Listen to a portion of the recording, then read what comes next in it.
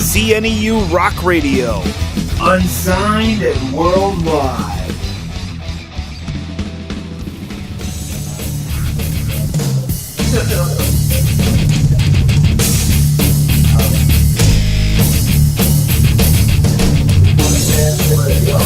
All right, ladies and gentlemen, we are here with Order of Elijah's front man, Shannon Lowe. They are out of Joplin, Missouri. How you doing, brother man? So I'm doing pretty good. How you doing? I'm doing all right. So how is Little Rock doing you right now on this tour? It's pretty good. Well, we just did one of the longest drives. We went from Atlanta to Little Rock, so we just got here about 30 minutes ago. We've just been kind of cooling off and hanging out. Kind of a hurry up and wait period. Don't you love the waiting game? Yeah, it's always fun. Yeah, it's pretty much like wait to load your gear, wait to put it on stage, so. But that's okay. It's all a good process. All right, I just want to let all the listeners know, if you guys have any questions for Shannon, you can freely text us at 978-391-9642. So I'm going to get into a bunch of nitty-gritty questions here with you, brother. Some of them might be boring, stupid, political, or you might want to punch my face through the mic or phone or whatever it is that you want to do. But I want you to tell me a little bit about the Order of Elijah. Well, we're a group that's out of Joplin, Missouri. We play really heavy music. We've been labeled so many different genres. I don't even know. We just like to play metal. But we pretty much just been doing a lot of touring here lately. Working on our new album coming up called War at Heart. We were signed through Rottweiler Records for a few years. It's a smaller indie label, and we recently parted with them and decided to do this album on our own. And now we kind of just recently took off, hit the ground running, trying to put out this album. We go in the studio next month, and we're just trying to throw a wrench in some people's gears, I guess. Now, you guys are on tour. Where have you gone through? And this was a big Midwest tour for us. We went through Texas and Louisiana and Alabama. We came up. We stopped through Memphis. We had a day off in Memphis, and we kind of hit Beale Street. And we went over. We had a few shows in Georgia. We had a great time over by Atlanta, Georgia. That was really great. They have a really good scene over there, and there was just really great shows over in that area. So, the scene that's going through the Midwest and through the South, I mean, have you ever had a chance to come up here and play in the scene up here in the Northeast, or heard anything about our scene? No, we haven't. We have not come up there. We have so many fans wanting us to come up to the Northeast, and we intend on doing it after we release this album. We're going to make it up there. Right on. We haven't seen that scene. All scenes are so diverse. It's like... I'll go to one town and every band will be supporting each other, the fans, and I think that's one of the main things that brings the scene together is when the bands can put egos aside and support each other. But in some towns the scene is just divided by genres too, and so whenever you find a town that just has a good music scene on, no matter what kind of music's being played, it's always refreshing. Oh, yeah, it's always good. I think in our hometown, though, we've got a really solid scene over in Joplin, Missouri. It kind of united a lot more after that big tornado we had in 11. But, there's still disputing genres and stuff like that. But it's all that political stuff. Everybody wants 300 green M&Ms put in a bowl waiting in their hotel room. Right? Yeah, I know. Is that Motley Crue? Yeah, that was Motley Crue. Yeah. Or was it 2000 or something stupid, something just ridiculous? You get a lot. Yeah, I remember that, and you know what? I'm not saying I wouldn't like to have some M&Ms right now, though. Dude, I would love some M&Ms right now. But I'll get what color there. I'll even eat the brown ones. So I want you to tell me a little bit about your first concert experience and, what you remember about it, and how you felt once the concert was over. I mean, it could be the first one that you ever went to personally and saw a band, or it could be the first one that you ever performed in. It don't matter. You can tell me either or both. Okay. First time I went to a concert, I won some tickets on the radio, and I think it was to go see a band called Poe. And I went there, and I was always into music. I started playing music whenever I was 10, so I was just really into whatever it is. And whenever I get on kicks, I'm on it like until it annoys everyone that I know.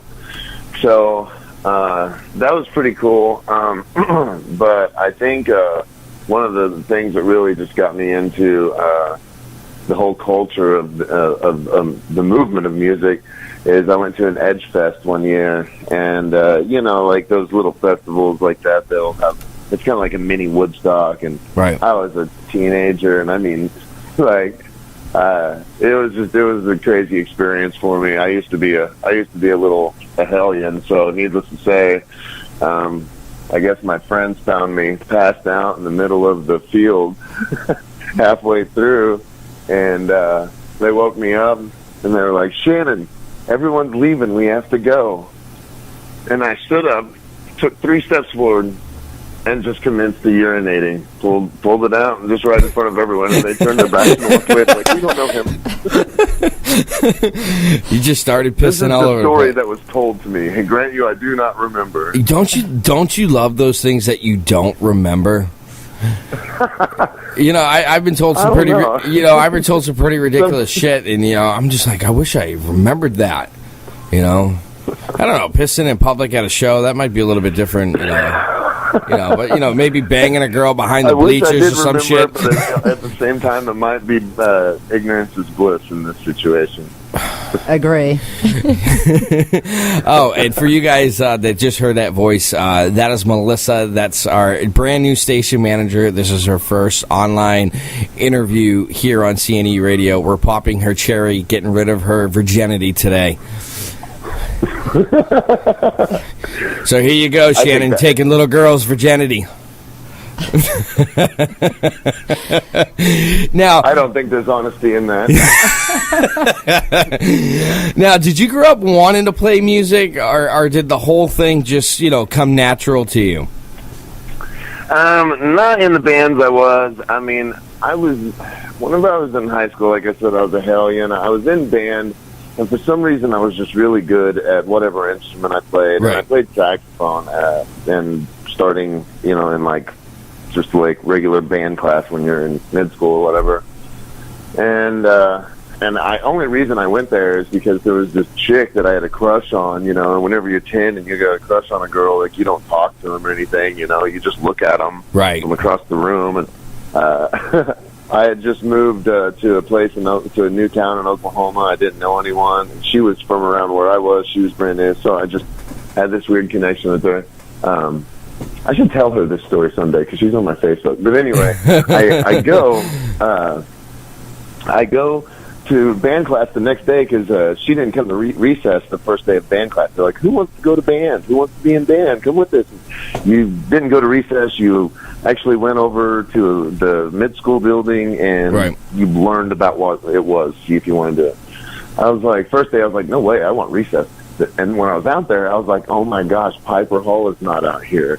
I cannot stand across the recess area and look at her.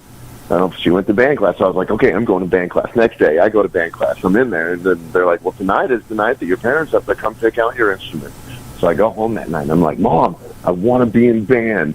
And she's like, oh gosh, Shannon, because I've already went through like baseball and basketball and all this sort of stuff, and I just failed it all. I hated it. I never did too good in physical stuff. I had asthma real bad. So I go that night, and my mom is looking at all the instruments, and I want the saxophone, which is one of the most expensive instruments there. And so she gets the saxophone, And I remember her looking at me, and she's like, I'm dropping a lot of money on this. You are not going to quit this one. You are going to stay with this. And I was like, and she's like, you don't have an option. You cannot quit band now. I was like, okay, that's cool. All right, no problem. Okay, well, next day, I go to band class. I got my saxophone. I'm coming in. I felt awkward having to carry a saxophone. I hated it. And get into band class. Guess who wasn't in band class the next day? She was not there. The chick, her right? Parents, I don't know if her parents didn't get her an instrument or what. And then I was stuck. I was like, no, now I can't go to recess. I can't see Piper. Oh, I was mad. And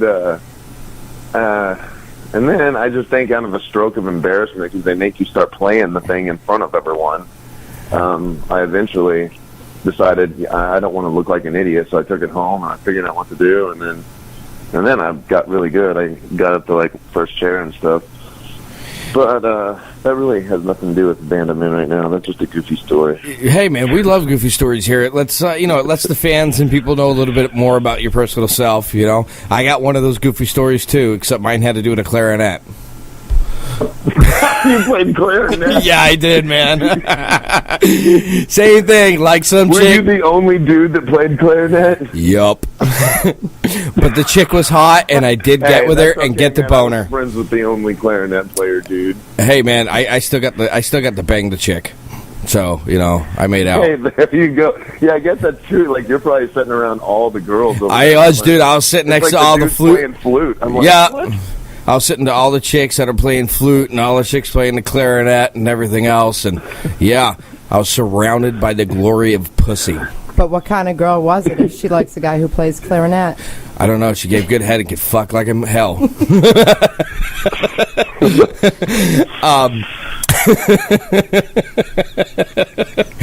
Now, what do you think you could say what qualifies you as an individual to be in a band? I don't know, because I'm psychotic and bipolar. I don't know. It seems to be a quality most musicians have. I don't know, man. I've always just been really passionate about music. Whenever I picked up guitar, I wigged down on it because it was weird. It was because I already knew saxophone and how to read music, and I knew how to read tablature, and I knew a lot of a lot of the theology and stuff behind how to form songs and stuff like that. So by the time I picked up guitar, it just kind of came to me pretty quick. I just had to teach my fingers what to do. I got in a metal band, and that band was not a Christian band. We were quite crazy. We ended up playing with some really cool bands, though. I don't mean to interrupt you. So you said it wasn't a Christian band. So is the band that you're in now, is that a Christian band? Yeah. We have been called that. Oh. We seem to be the Christian band that Christians love to hate, though. So that's whatever. So you guys are kind of like we play most most of the bands we play with are secular. Most of our lyrics are kind of they're not like your typical praise and worship lyrics, but I think a lot of Christians just get offended by our message. But yeah, I mean, I'll stand here and tell you I believe in Jesus Christ all day. I didn't know you guys were a Christian band. I guess I just looked over some stuff. It's okay. I mean, like I said, we're the Christian band that everyone seems to like. All the Christians seem to not like us because of the message we bring. But I think that the church these days has become so hypocritical and ridiculous. They've externalized Christ to a point of ridiculousness, and I think that everyone's just pretty much lost grasp of that whole deal, and they're making fools of themselves in most situations. Right. Now, do you have a favorite song that you have ever written in your process of writing music throughout the years? And tell me why it was your favorite.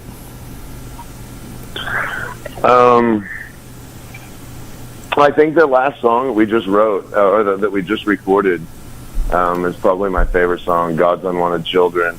As far as like New Line of Defense was a really good one. I enjoyed that. But that one there was a pretty killer song because I just been my divorce was really fresh, and I was going through custody battle, and oh man, I was just drained. But we'd been doing a lot of touring, and then our band crapped out, and I was just in such an emotionally crap spot. In a weird way, as musicians, that's whenever our best material comes down, is whenever we're broken. So that's why, I look at that song and I compare it to all of the other songs we've written, and I'm just like, damn, Shannon, what were you thinking? Can't believe that. And then, and ever since then, though, I mean, like, since those trials have started clearing up in my life and I've started figuring shit out, I think that, I think that I've got a better grasp on the cocoon I've come out of, I've just become